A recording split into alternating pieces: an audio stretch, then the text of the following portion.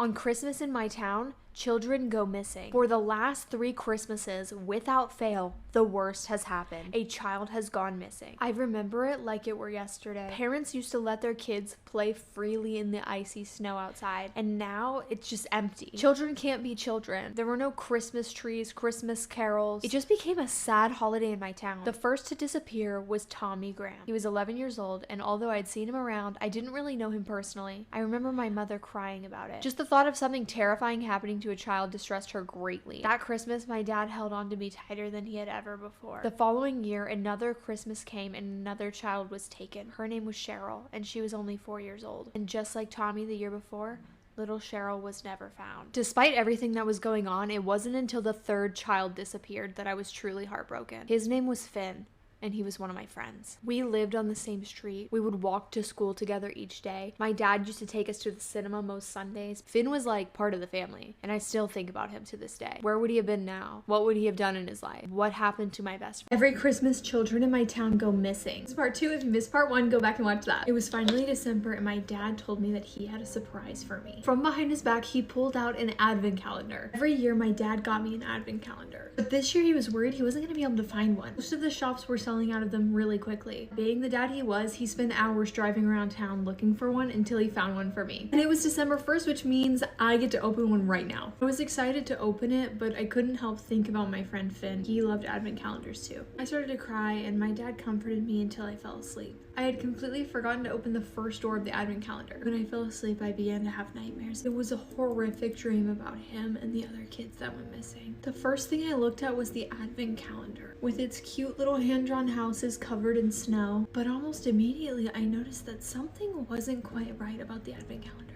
The door to the first night was wide open. I hadn't opened it. I climbed out of bed to get a closer look at what was behind the door. I should have just stayed in bed because what I saw next was horrifying. Christmas, children in my town go missing. Part 3, if you missed part 1, go back and watch that. The last thing I told you is that I saw the advent calendar and saw something horrifying. And I saw it, I screamed. Within just a few seconds, my dad and mom were in the room. My dad flipped on the lights and looked in the advent calendar. He assured me it was a happy Christmas scene and I had just had a nightmare. And upon taking a closer look, he was right. The picture was just of an old stone bridge covered in snow. My dad flipped off the light and I tried to go back to sleep, but I couldn't help but just hear Finn's voice in my head screaming, "Run." The next day I had school and it went by quickly. As I walked home, I would think of the walks I had with Finn. When I finally made it home, something felt off. I went straight to my room and to my suspicion, the next advent calendar door had been opened. I touched the yellow number 2 on the cardboard door. Behind the door should have been a treat or a happy photo. I hesitated for a second and then I looked behind it. I let out a sigh of relief as I noticed it was just a photo of a little boy pulling a red sled. There's nothing creepy in it, nothing weird, no eyes staring back at me. But what was that?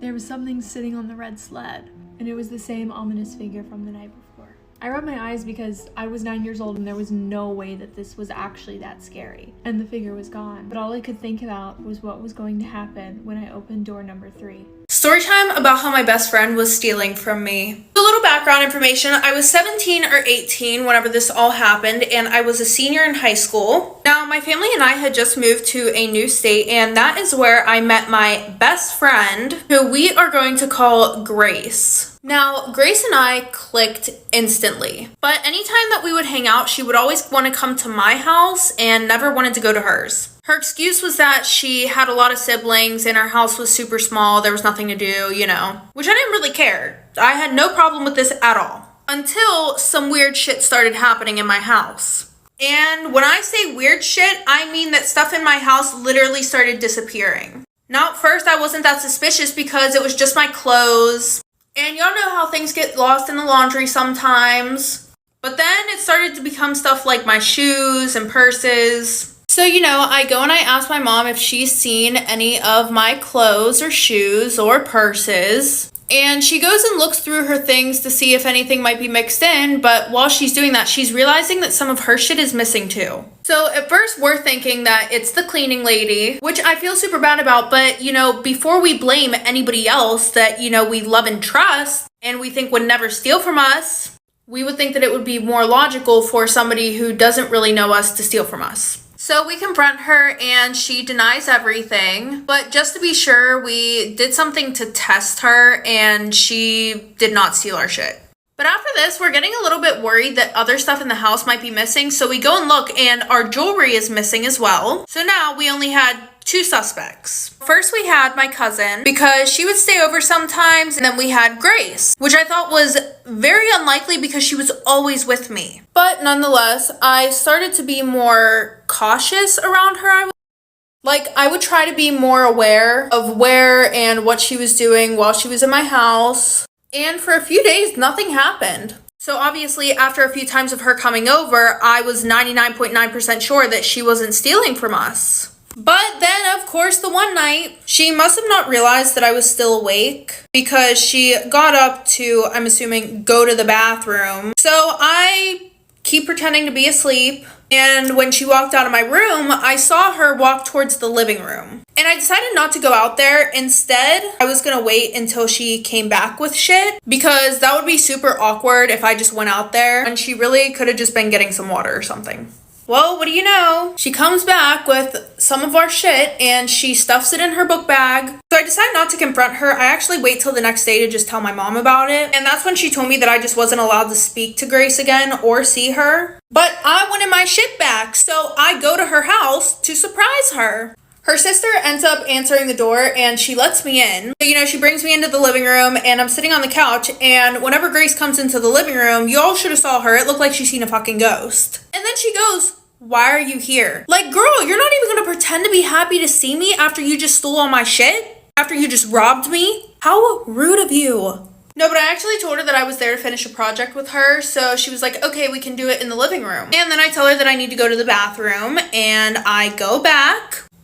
I find her room. As soon as I walk in, I see my shit. So I pull my phone out and I record everything. And she walks in her room. I don't even care. I'm literally still recording everything. Like, she's crying and saying, "Oh my goodness, my mom made me steal this stuff because we're low-key down bad right now and we need money, da-da-da-da-da, and she knew y'all were rich." Like, babe, do me a favor. Save the sob story for someone who cares.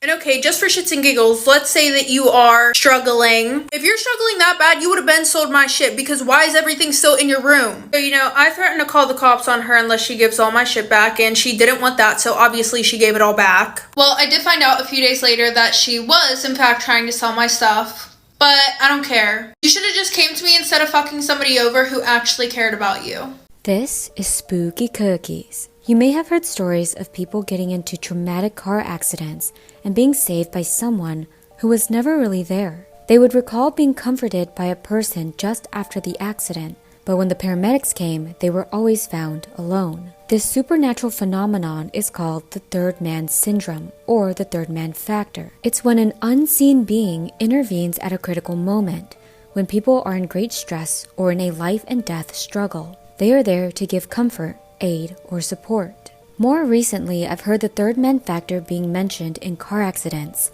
but the study of the phenomenon began with climbers and explorers. In the early 1900s, Sir Ernest Shackleton went on an expedition with his men in Antarctica. They became stranded in pack ice for more than 2 years. In a book he wrote called South, Shackleton wrote, "During that long and racking march of 36 hours over the unnamed mountains and glaciers of South Georgia, it seemed to me often that we were 4, not 3. After sharing that experience with the other survivors, they also had similar experiences. A mountain climber by the name of Joe Simpson also had the experience of the third man syndrome. During a near-death experience in the Peruvian Andes, he heard a voice encouraging him and directing him as he crawled back to his base camp after suffering a horrible leg injury. British explorer Frank Smith was almost the first person to reach the summit of Mount Everest back in 1933. His whole hiking party headed back down the mountain as they couldn't make it through the sweeping wind,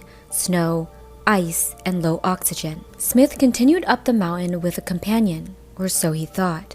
At one point, he took a snack out of his pocket, split it in half, and turned around to give it to the other hiker. But there was no one there. He was climbing alone. But the feeling was so strong it completely eliminated all feelings of loneliness, which would have made his climb harder.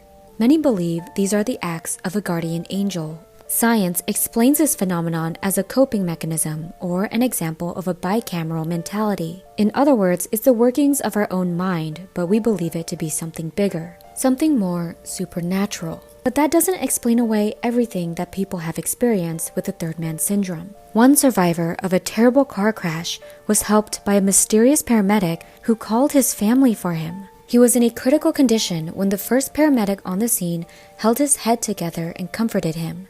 The paramedic asked about his parents and called his mother and sister for him. He was eventually airlifted to the hospital. A few days later, the paramedics who responded to his crash stopped by his hospital room to visit him. He and his family wanted to express their gratitude for the first responder who helped him before the helicopter arrived. But the paramedics had no idea what he was talking about and said nobody was on the scene before they arrived. When they tried to call the number back that reached out to his mother and sister, they just got an automatic message saying it was a disconnected number. Maybe there are some things that science can't explain.